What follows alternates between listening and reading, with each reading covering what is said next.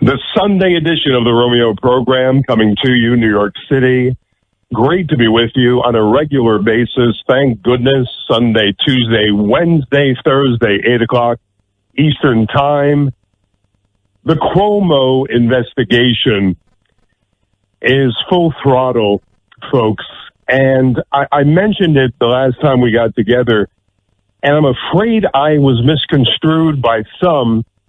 And I wanted to set the record straight, so let me do that at the top of the program.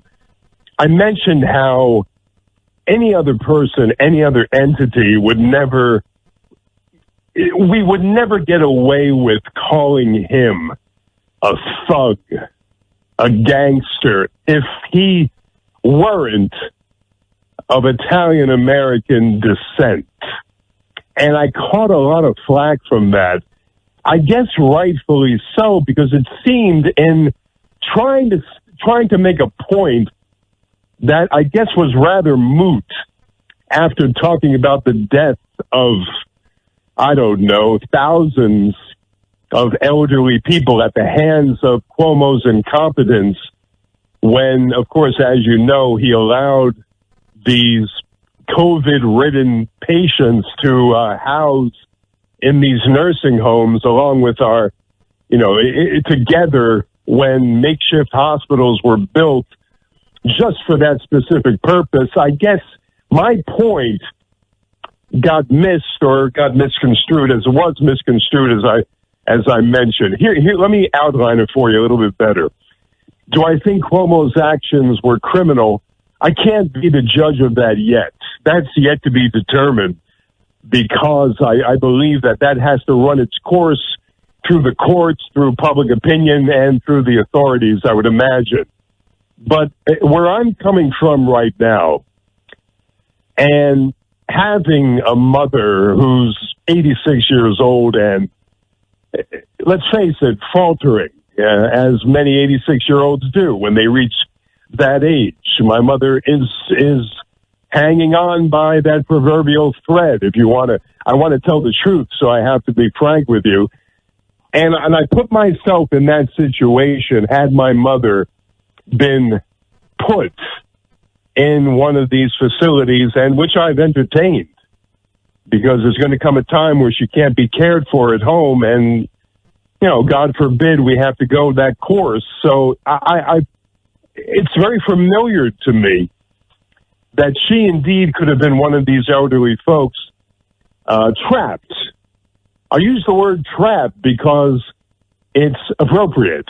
Trapped in one of these nursing homes with an influx of these COVID-ridden people, COVID-infected people coming in unbeknownst to them, where the sons and daughters and family members of these elderly people would assume being in one of these facilities would afford them some safety. Well, apparently they were wrong. And as I mentioned, I put myself in that place had it been my mother who contracted COVID because of Andrew Cuomo's uncaring, unthinking, almost bordering on criminal behavior in allowing these infected people in to these nursing homes. And this is the talk of the town. I mean, every time you turn around, you hear different opinions on this, and rightfully so, because we don't know what went down. But here's the thing that I would advise people who want to get to the crux of the matter, as I do, and I hope you do too, folks. I would advise to look at the money. Look where the hospital donations come from. Look where the hospital, the finances of these hospitals. How would they suffer had they gone the route of putting these COVID people into the hospitals, the makeshift hospitals, as a matter of fact, that went vacant, that were vacant during these times. You know, they made hospitals on the Hudson there, and those wonderful boats that are docked in the Hudson, they were turned into makeshift hospitals. The The Javits Center was a makeshift hospital. Parts of Central Park, my very own Central Park, was made a makeshift hospital. And, during the course of time when this insidious virus was at its pinnacle, do you know what happened? These facilities that were made specifically for this purpose were vacant. They were not used. Why did Governor Cuomo go in this direction? And he's a master at covering his ass, pardon my expression, after the fact. If you hear him, he's got it all rehearsed. He's as eloquent as any actor I've ever known, and I've known a few. When he gets up at the podium and he waxes poetic about the wonderful job that he's done, you tend to believe him. Wasn't he the darling of the elite, the Democrat side also? I mean, he was, what were they saying about our friend, Mr. Cuomo? They were saying he was the most desirable man because of his great charisma and intelligence in America. The sexiest man in America was Andrew Cuomo. In the meantime, these old folks are dying at the hands of his incompetence. So let me get the record straight here. I was saying, being Italian American myself, that I'm sick and tired of the stereotypes. And that kind of took precedent in my mind when I was talking about it, because it's that cause, if you will, is so close to my heart. That pet peeve of mine that we can be dragged through the mud with no apparent consequence when other ethnicities get a pass. That's the part that bothered me. That everybody was calling Cuomo a thug, a gangster, etc., etc. That was bothering me because it comes out so damn easily to folks. But I do not want to let you think that I was bypassing the crux of the matter, the more important matter at hand, the deaths of all these poor elderly folks. And again, if you'll bear with me, I put myself in that place. Can you imagine not being able to go visit your mother or your father if he or she is in the nursing home? You can't even go in there, and find out. Can you imagine this? Find out that they are reeling with the COVID virus, and you can't even go and see them. You're told your parents or one of your parents are dying in there, and you can't even go pay them a last visit. Well, it sounds like something out of a cheap novel somewhere. But this indeed happened. And it didn't happen to anybody I know. But boy, oh boy, I've heard it happen far too frequently. And now Cuomo, see what's happening.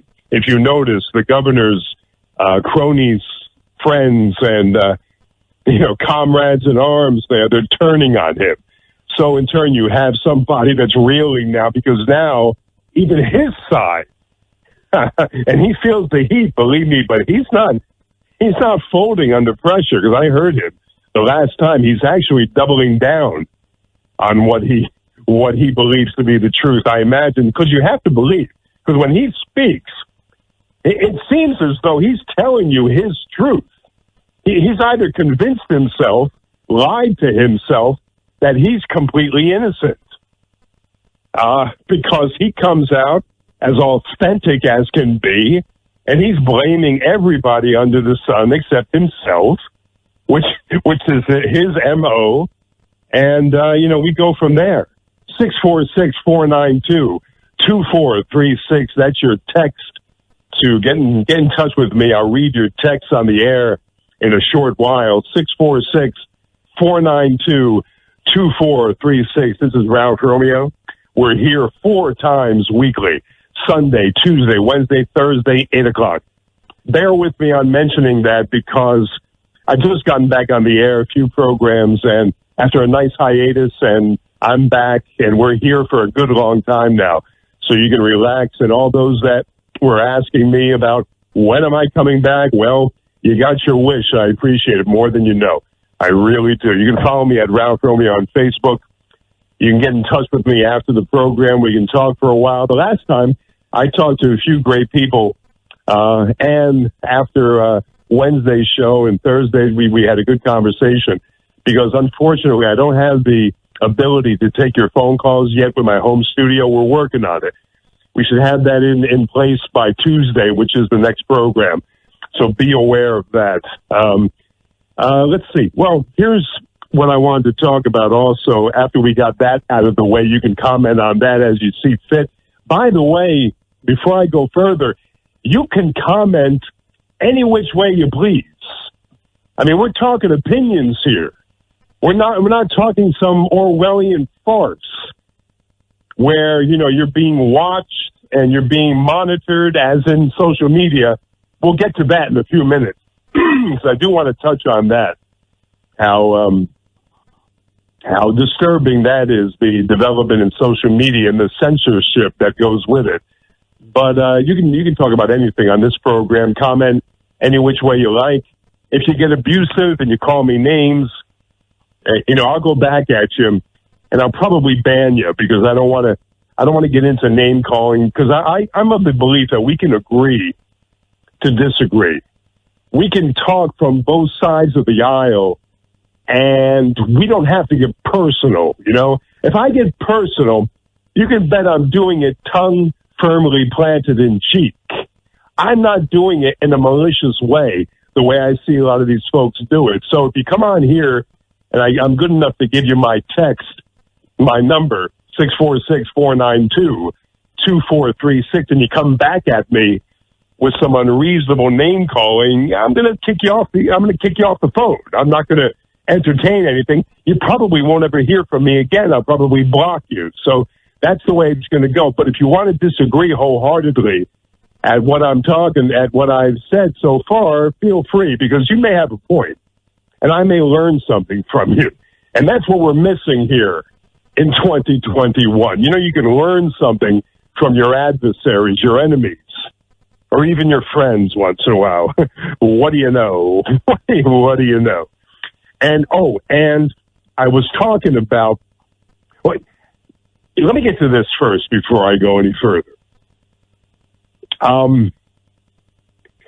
People love when I comment on other talk show hosts, and sometimes I regret it, thinking, you're burning bridges, you're making enemies, needlessly, just for the sake of a few laughs, or perhaps just getting your frustrations out. You're making a truckload of enemies that you'll never be able to rectify ever in the future. So why don't you just kind of calm down there, Romeo? This is my little voice talking to myself. But I can't. And I have to mention that I have put up with this throughout the last months. And for some reason, I go back to listening to this program over and over and over again, perhaps because this man was once the mayor of my city. And he did conduct a complete turnaround in the city's crime rates, the quality of life here. And you know who I'm talking about by now, Rudy Giuliani. In the late 90s, he caused this city to do a 180, and we turned from a crime-ridden, crazed city into a into the safest city in the world. Believe it or not, you'd never know it by the shape we're in right now, but this city was the safest city in the world, and he was absolutely brilliant in the throes of 9/11 when those planes hit the building back in 2001. He was very comforting. He was on the sites where he should have been, boots on the ground, or as they say, and he was down there right in the mire, in the muck, and I appreciate him for that. I imagine I never cared for his personality, but I know he performed well back then. But let me tell you something. You know, sometimes when you get old, you become a little unhinged. Hey, I noticed this with my mother, and I go back to Mom again, right? All the characteristics that you had, the tendencies toward being a little maniacal or a little eccentric or that type of thing, as you get up in years, your propensity to be even more eccentric, even more maniacal, even more nutty, deranged, unhinged, becomes clearer and clearer and clearer, and you get a Rudy Giuliani well into his 70s, acting like a fool on the radio station down the dial. You get a guy who called voter fraud for months, put us through hell for no reason, because, again, you know, I've never spoken about the so-called voter fraud, because I wasn't on the air with you at that point in time. There was no voter fraud of any significance. Do you know when the smoke cleared that the dementia-ridden Joe Biden won the election by a good margin? When everything was said and done, the man with the hair plugs on Pennsylvania Avenue right now won big. He won big. It wasn't even a contest. Am I a big fan? No. But let's call what they say a spade a spade. He won big. But they're do you know that they're still beating the drum down the dial about voter fraud? They're still perpetuating this lie, this outright lie about voter fraud down the dial. And who's the ringleader of this? The former mayor of New York City.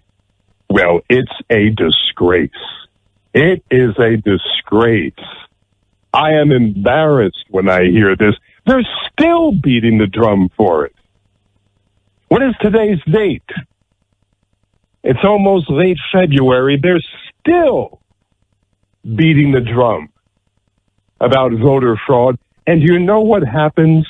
They come out of the woodwork, these dopey, disturbed callers, these nut jobs that call programs these days, and they're grasping at that last straw, and they find somebody on the radio that's still beating that drum. They say, you know, Rudy, you're the only one that's telling the truth. President Trump won that election. We know it. You know it. Keep going, Rudy. And somehow, this man who you would assume was relatively intelligent, he's no genius, by the way. They make him out to be some kind of genius of the law or something like that. He never came across to me like an intellectual.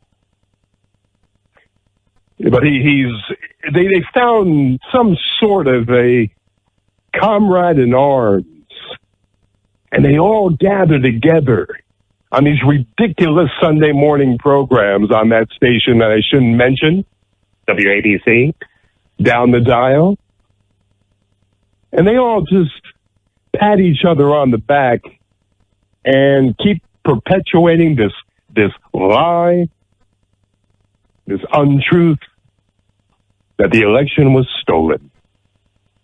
It's hard to lose. It's difficult to lose. You know, the guy with the orange face will tell you when he knows in his heart that he got his ass kicked, it's difficult to lose. But a big man accepts it. A big man knows when to congratulate the other side and move on. A big man calls the man sitting in the White House right now by his proper title, President Joe Biden. These people won't do it. They won't do it. And you start to think that because a man once held a lofty position, that he would exhibit a little bit more intelligence. But then you say to yourself, well, maybe not. Maybe not. After all, it is 2021. We don't have any such people in the forefront in this day and age anyway, do we? I don't think so. 646-492-2436. Let me check those texts. Let's see what we have here. We have a few coming in. Thank you so much. All right, our friend Jan says that this is our friend Jan, who's a good man. He's a fireman. He's called me several times. Jan from the Bronx. He says there are places to go where you do hear the truth. Unfortunately, it's not on the AM band. I turn to, and I don't want to pop anybody. I don't want to plug anybody that doesn't pay for my time. So I'm not going to plug another radio station and say how, not radio station, another, what is this, a podcast or something? I'm not going to plug anybody else's podcast on my radio show here. They'll have to pay for that time if they want it. So I won't say, but Jan, I get your drift. I get your drift. I have Jessica from Seattle, Washington. Jessica said, I admired Mr. Giuliani at the time of 9/11, as you mentioned, but now he's off his rocker. You're so right. Billy, Staten Island.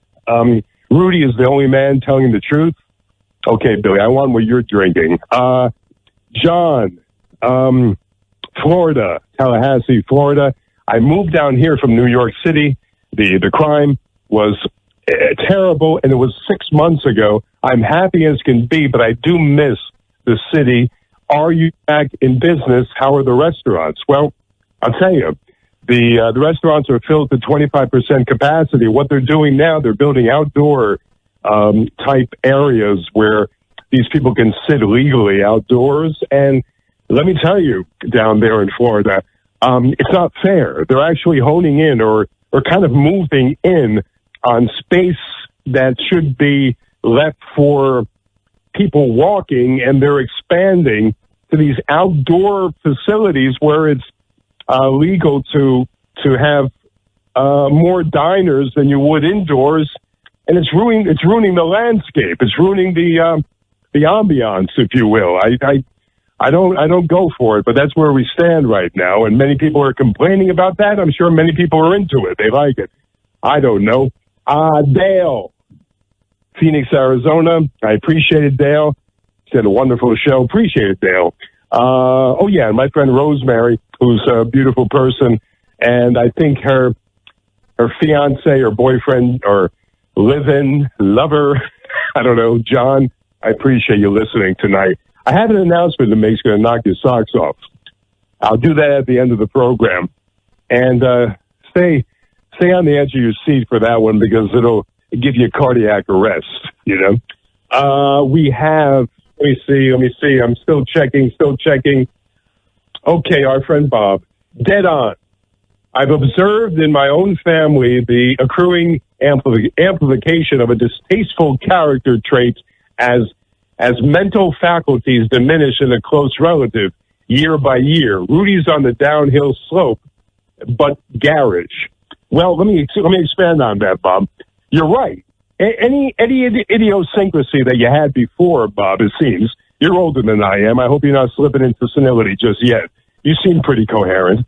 Any idiosyncrasy that one may carry into their 60s, 70s, and 80s is only amplified in their later years. So if you tend to be a little zany, a little off your rocker, it'll be tenfold by the time you're 60 and 20-fold, 70, and so on and so forth. That's what happens. It's funny. It happened to Mom. Anything that she was exhibiting years ago has been magnified, and I say, Ma, you have to be kidding. You've never been that bad, but she is much older now, and that's exactly what happens. Anyway, let me tell you something.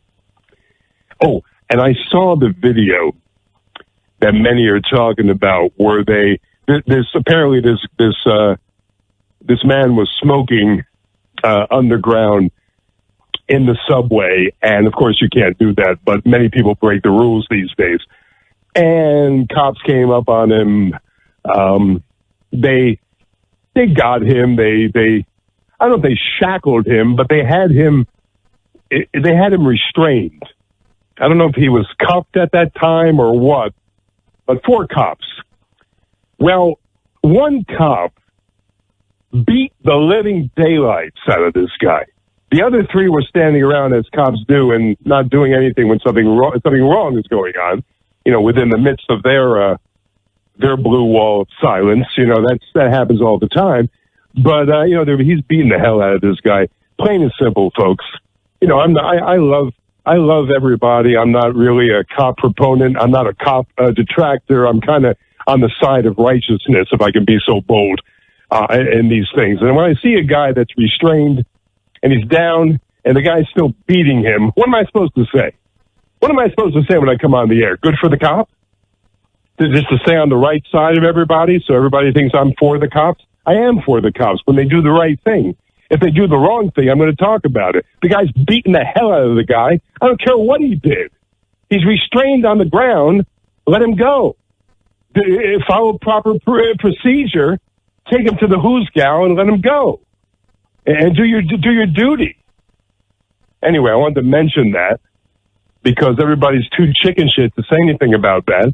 But I'll say it every single time when I see a wrong being done to anybody. I don't care if he's black or white or brown or purple. I'm going to talk about it. I know if I was down on the ground, shackled, getting my ass kicked, I'd want somebody to stand up for me. So that's what I'm doing right here. It's 646-492-2436. Oh, man, let me tell you something. A lot of Cuomo supporters here. Dan, Fort Worth. I wish I had a mayor. I'm sorry, a governor. He said mayor, but I guess he means governor. I wish I had a governor. We had a governor like Governor Cuomo. Really? Okay. And how about, and I touched on it the last time, probably not enough to really satisfy myself or maybe you. Assemblyman Kim. Have you heard the conversation that they supposedly held? The 2 of them. Have you heard the threatening tone that Assemblyman Kim swears that Governor Cuomo used with him?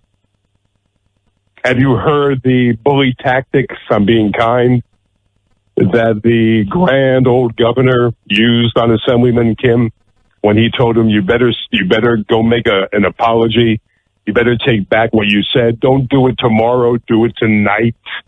You don't have until tomorrow. I'll make you pay for it. I'll make you sorry you ever said it. I'll ruin your career, so on and so forth. Well, let me do this. Let me applaud Assemblyman Kim for coming out and talking about it. He could have kept it to himself, which most do, but he came out and talked about it, and he was very forthright in the way he was talking. It was a pleasure listening to him tell the truth, because if ever you hear one of these Pauls actually tell the truth, you feel, oh my goodness, I'm witnessing something that rarely occurs, So I really applaud Assemblyman Kim for his forthright manner on that one. Did you get the vaccine? Have you gotten the vaccine? Did you grow a third eye? Maybe a second penis, or maybe you got a third leg going on. I don't know. Have you gotten that vaccine? Are you eligible for that vaccine? Are you in that group where you can get the vaccine? It's available to you. Here's what I know about the vaccine. Tons of it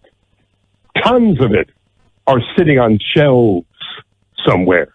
Tons of it Tons of it are rotting away in, I don't know, refrigerators around the medical places around this country. The distribution, whether you like it or not, whether you're going to take it or not, that's your prerogative. The distribution of this vaccine has been so poorly managed. And of course, I'm here to tell you all the bad things. That's what talk radio ends up being. A parade of bad news, you know. The distribution is so horrendous, so embarrassing that you would think it was something, it was a joke. You wouldn't believe if someone told you how badly run the distribution has been. Do you realize what they've done? How hard they made the average person who would like to take the vaccine, convinced it's going to be their salvation? How difficult they have made it for anyone to get this vaccine. This vaccine should be available at CVS, Walgreens, Duane Reade, your local supermarket, your Stop and Shop, all the places that we frequent. You should be able to get that vaccine there, and everybody should get the vaccine. I don't care what walk of life you're from. Everybody should get the vaccine if they want it. The second dose, too. You go get that first dose. Hey, I'm still intact. I didn't die. Let's go for that second dose. Are you going to tell me that we're able to pick and choose as to whom these doses are most beneficial? Give me a break. Give me a break. Give it to everybody. It's easy. It's easy. Give it to everybody. Anybody that wants it. Make it available. We have enough. Numerous pharmaceutical companies are taking part in this. We have the Pfizer. We have the others. We have many different companies participating. We have enough stuff. Let's put it simply. We have enough stuff for everybody, but somehow, some way, this vaccine, this medicine, this repellent to this insidious virus that we've been throttled with for so long, somehow this medicine remains on the shelf. Why? Why? Why is this stuff on the shelf and not in people's arms? Because we can't do anything. The red tape is always present, ultra present, no matter any kind of circumstance. We can't get anything done. Why can't it get from the lab to the facility into the person's arm? What's the holdup? I have no idea. 646-492-2436, Romeo Radio, 646-492-2436. Let's go to our text again. We got a bunch of them, and I really do appreciate it. Such incendiary truth you speak in that rapturous voice of yours, Ralph. Thought you sought political asylum in Italy. Well, welcome back. You're right. You called me on it. Did you notice how people are judged based on their accents? For instance, suppose Lindsey Graham did not have that Southern drawl. Replace it with a Spanish accent, he would be taken seriously all of a sudden, wouldn't he be? Speaking of Latin America, it has been recently reported that Cubans are burning their drugs. I'll keep you updated.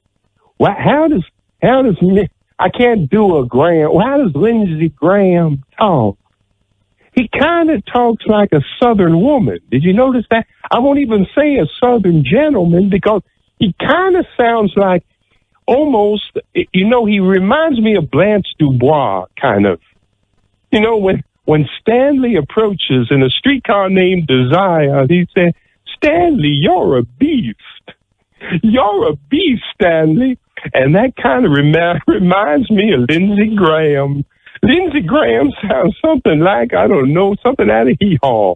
Anyway, but nevertheless, you're right, Naja. Thanks for that text.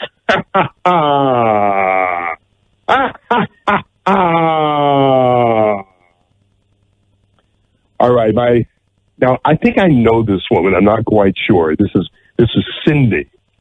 This is Cindy. Now, we've met somehow. She's sending me risque pictures. We've met somehow along the way. I loved what Mayor Giuliani did for New York when he was in office. But he has gone loopy now. Yeah, I'm a little loopy. Oh, I got you there, baby. Ah, ha, ha. You know who's not loopy? You know who has his head on straight, folks? You know who may get you out of trouble, maybe the worst trouble you've ever been in your entire life? You know who is the master when it comes to fighting cancer? Dr. Gil Lederman. Do you know where he is? Where is he? In the heart of Manhattan. He's right there, 1384 Broadway. Do you realize, through this pandemic, he's worked like a trooper. Not one day off, he tells me. Because people still got sick with other maladies during this pandemic of ours. And Dr. Lederman was right there at 212 Choices. 212 Choices. Now, what exactly sets him apart from the others? What makes him so wonderful? Radiosurgery in conjunction with other treatments. An invisible beam that's directed right straight for that cancer, whether it be colon, whether it be prostate, whether it be brain, as Jimmy Carter. Do you know that Jimmy Carter? Jimmy Carter, the peanut farmer, went to Dr. Gil Lederman. Did you know that? He was 90 years old, and he had a tumor the size of a prune, the size of a small country in his head. And he said, Dr. Lederman, can you help me? I want to farm peanuts once again. Can you help me? I was once president of the United States, but now I got to get back to my peanut farming. And I got a tumor the size of Utah in my head. Can you help me? And let me tell you something. Dr. Lederman took action. And former president, all kidding aside, Jimmy Carter got well. The guy's kicking at 97 or something like that. And he beat brain cancer at the hands of Dr. Lederman. 212 Choices, that radiosurgery I talked about. You can get to New York City through Grand Central, Port Authority, Penn Station. You can walk right over to 1384 Broadway. But first, before you do, you got to call the number 212 Choices. 212 Choices. Say it again. I will. 212 Choices. Dr. Gil Lederman. Now he takes all major insurances, some of the little ones too, and that consultation that you'll book will be thorough. It'll be everything. You lay everything out, the tests you've had done, the doctors you've seen. Maybe you've been to the big hospitals. Maybe you've been to Sloan Kettering, all the biggies, and you haven't gotten satisfaction. Well, Dr. Gil will turn it around for you. I guarantee you. 212 Choices, Dr. Gil Lederman on the Ralph Romeo program. Now, you want to eat healthfully. Most people will say eat healthy, but of course that's incorrect, but no one will tell you that these days. You want to eat healthfully. Healthily is also correct. A1 health food. A1 health food. Passaic Park, New Jersey. Oh, man. A mom and pop store. You walk in, you say, man, this is like the corner store of the old days. This takes me back to my youth when I used to walk down the street and frequent one of these little stores in my neighborhood. Well, let me tell you something. A1 Health Food carries all the biggies, all the big products, all the big companies, and the little guys, too. But with ambiance there that you cannot beat. Like I said, the mom and pop feel is beyond compare. It's a wonderful thing. And here's the thing. If you don't want to go inside, if you're still masking up and distancing, which you should be, but if you're still a little wary about going inside, Well, they have a thing called curbside delivery. You call up and you order what you like, and they come out, let me get a drink.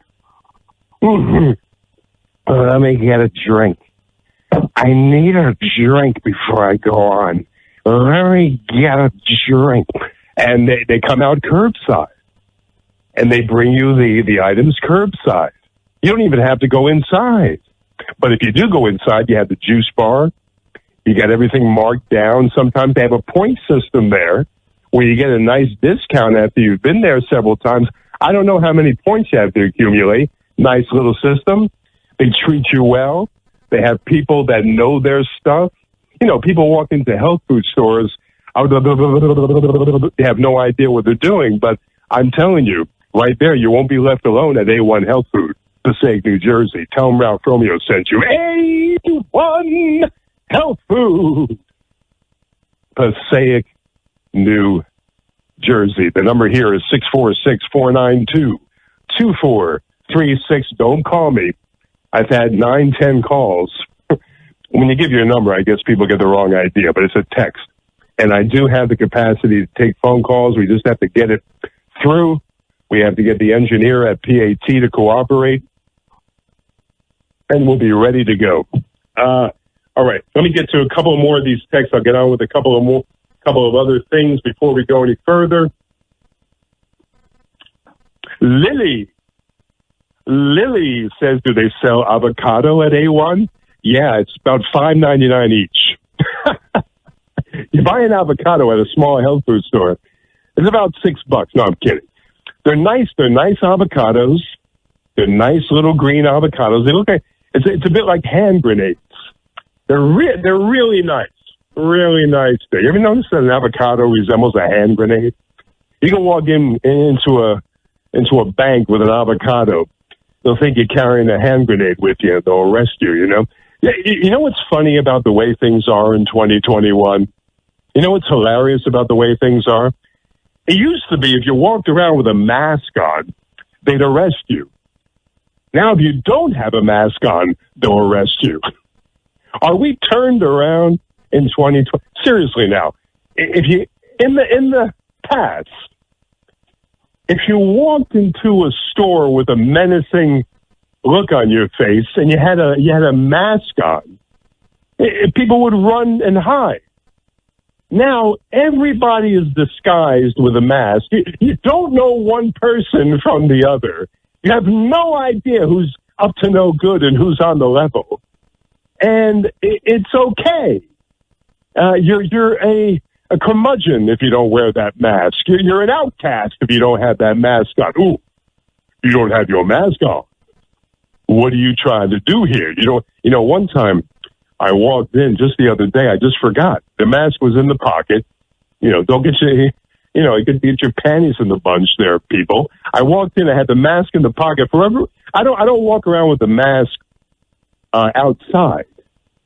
So when I carry it, and when I'm ready to enter a building of any kind, I put the mask on at that point. But for some reason, I just forgot. Oh, God forbid. I went for, 60 years with no mask. Suddenly I'm supposed to remember the stupid mask all the time. I get it. I didn't have the mask on. Oh, my goodness. Talk about daggers. They turned around. Oh, do you see this guy here? Oh, you see this guy? He's got no mask on. Oh, and I'm wondering, everybody's looking at me. I said, why?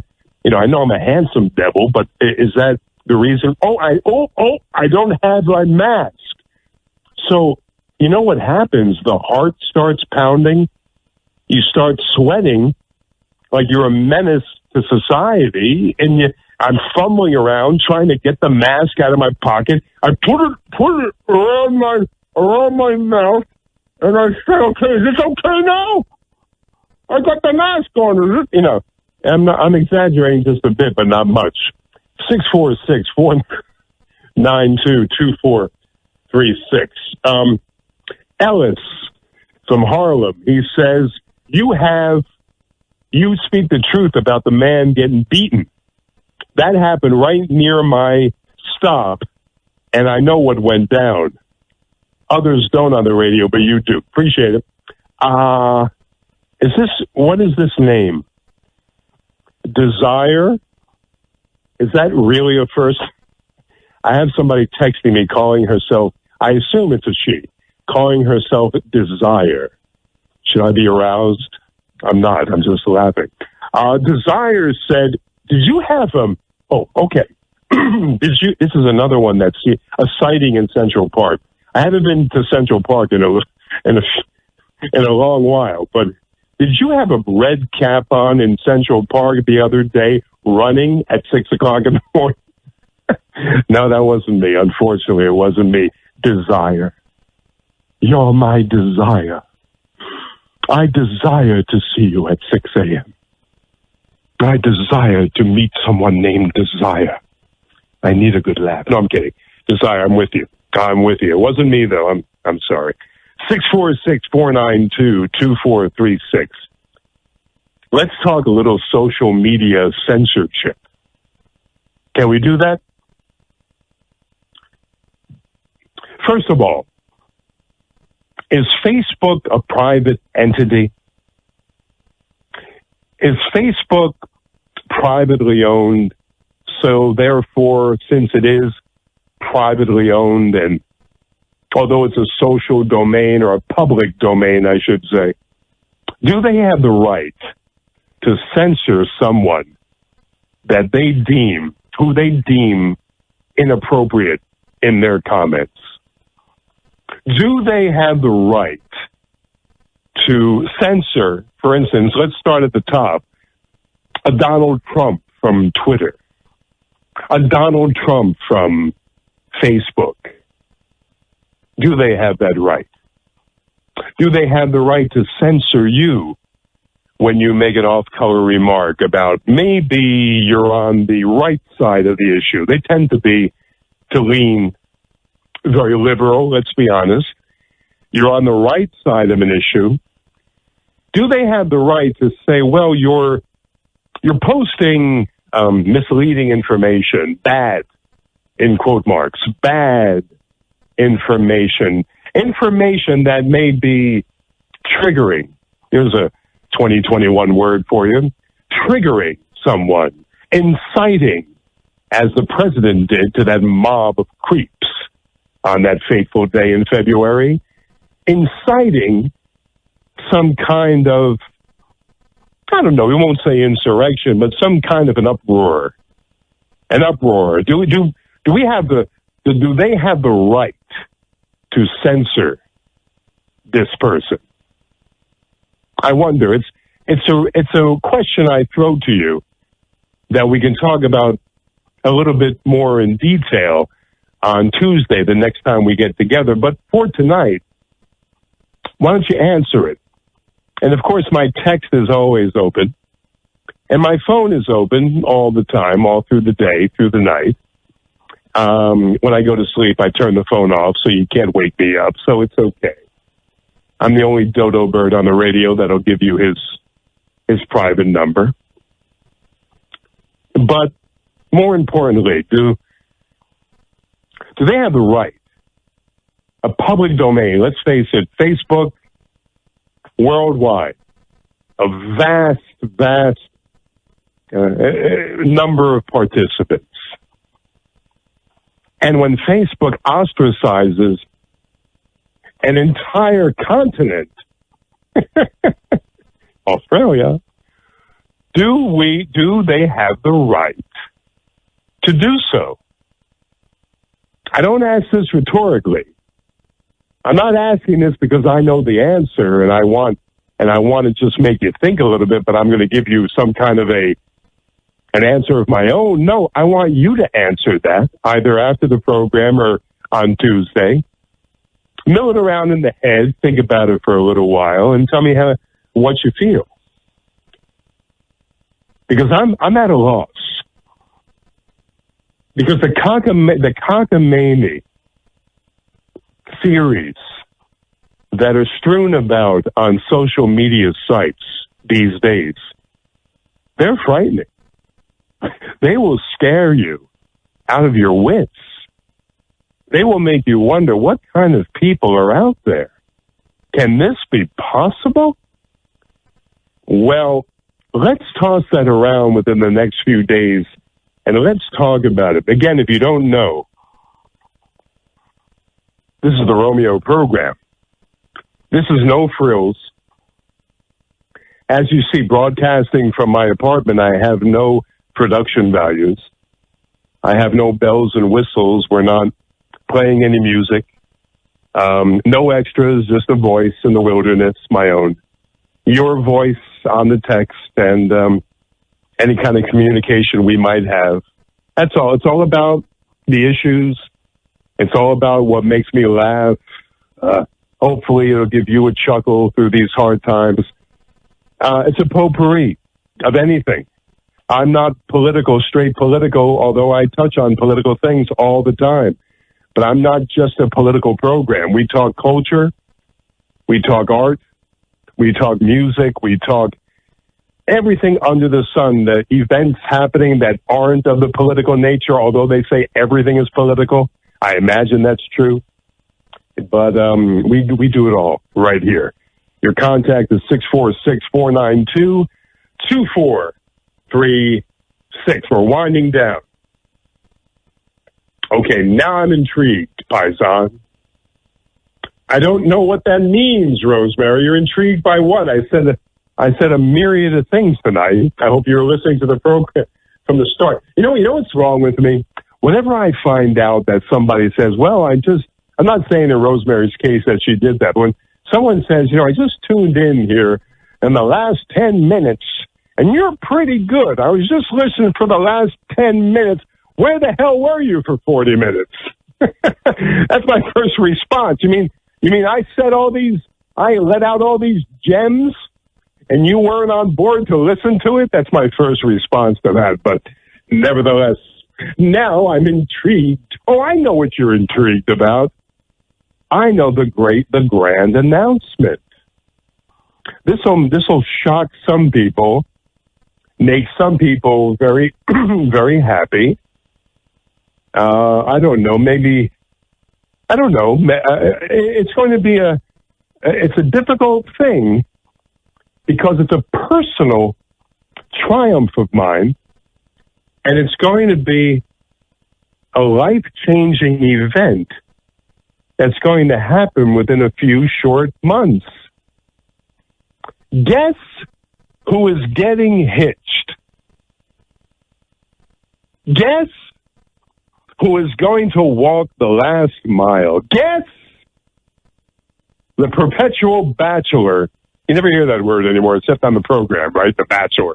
Whatever the hell that is. Guess who's getting married? Yours truly. I am going to take the plunge. I will marry. Now, she's a wonderful woman. Did I ever think this was ever going to happen? Probably not, and not anything to do with her specifically, but just in general. I never thought I would say these words in a long time, but, well, our friend, and we all know who she is. I guess maybe we don't, not everyone anyway, but Cynthia White, she and I are going to walk the last mile together. You see, if I'm going to walk that last mile, she's going to walk that last mile with me. Because I don't want to go it alone. You see, that's what happens when you get old. I guess it was this appendix attack that I had a few short months ago that turned it around. I was at death's door with a ruptured appendix. I thought I was going to croak. So that's what's going to happen. And that's going to be, I'm going to come on board here one night, and I'm going to say that I did it. We did it. And you're going to say to yourself, wow, he really went through with it. I'll let you know. I'll keep you posted. And we'll talk about it when the time comes. But until then, oh my goodness, you can throw that around in your skull and see if you really, truly believe it, because it's true. Anyway, who cares, right? It's only me. Nobody cares, but she's a wonderful woman. She's been fabulous, and we're We're going to do it. I'm 60 years old and she's 21. No, I'm kidding. She's younger than I am, but she's certainly not 21. And I sure am 60. I certainly am 60 years old. And I sound every bit my age. All right, we got to wrap it up. I had a great time tonight. I hope you did too. Listen, I won't see you. I won't speak to you. I'll never see you. I won't be seeing you very soon, unfortunately. But you can catch me on YouTube, Romeo Radio. Every single thing we do here, I put it right on YouTube. And you can go to Romeo Radio. Now, what they did to me on YouTube was strange. They took down a lot of my shows. They left me with 4 or 5 shows up there, and I don't know why. But everything I've done recently, I put it right back on YouTube, and I'm starting something on something called Twitch. If you want to join me on Twitch, I'm just the guy to be on something called Twitch, because I have a Twitch. If you want to join me on Twitch, then join me on Twitch. Will you do that for me? And you can join me there. You can actually see me, and we can talk that way. Until then, I'm going to be around, and I'm going to be here Sunday, Tuesday, Wednesday, Thursday. Let me say it again. Sunday, Tuesday, Wednesday, Thursday at 8 o'clock. If you want to give me a ring after the program, feel free. 646-492-2436. I'll see you Tuesday. I appreciate your attention, appreciate your listenership. Take care of yourself.